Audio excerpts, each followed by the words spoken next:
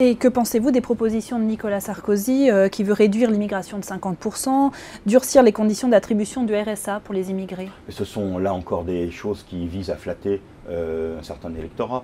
À partir du moment où ce qui compte, c'est de vivre aujourd'hui en situation régulière sur notre territoire. Nous avons besoin d'une immigration. Assumons ce débat, ne lançons pas des chiffres sur un 50% en moins, qui d'ailleurs, pourquoi ne l'a-t-il pas fait ? Pourquoi l'attend-il 10 ans alors qu'il a été ministre de l'Intérieur? On voit bien qu'il s'agit là de propos de campagne électorale. Nous, ce que nous proposons, c'est qu'il y ait une immigration qui soit une immigration discutée au Parlement, avec des objectifs, et donc avec des critères qui soient des critères qui permettent d'arriver sur notre territoire, et que si ces critères ne soient pas respectés, alors l'immigration soit irrégulière, et que donc il puisse y avoir derrière reconduite à la frontière.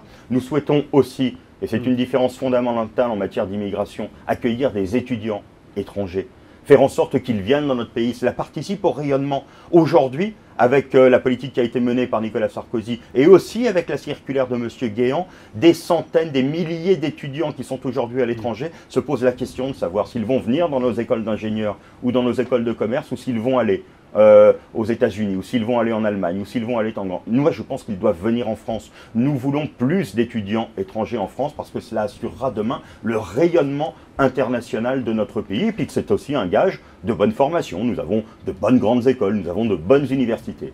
Nous avons une lectrice qui vous fait remarquer qu'en faisant un grand débat sur l'immigration, on va quand même fixer des quotas et donc expulser, vous l'avez dit vous-même tout à l'heure, des étrangers. Oui, à l'évidence, nous sommes un territoire où il y a des règles.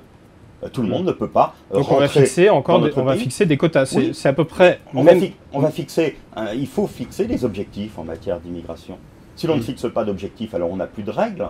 Il ne peut pas y avoir d'ouverture de toutes nos frontières et d'appel qui soit fait en disant rentrez ici, il n'y a pas de règles et donc vous pouvez rester sur notre territoire. Ce que nous voulons, c'est un débat qui soit un débat clairement assumé.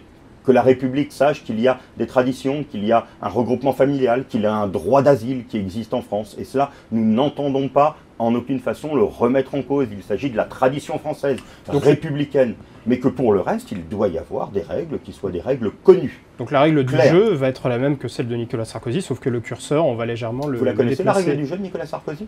Je ne la connais pas. Par exemple, il propose moins 50% d'immigration, c'est un chiffre. Est-ce que c'est une règle du jeu que de balancer comme cela un chiffre? Mais par rapport à quoi?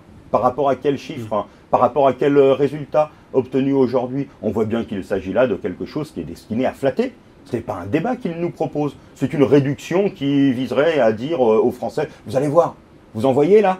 Demain, vous en verrez la moitié avec moi. Il y en aura 50% en moins. On ne dit pas comment on va faire. On ne dit pas du tout comment les choses vont se passer. On est là dans du slogan qui n'a pas grand intérêt sur le fond. Alors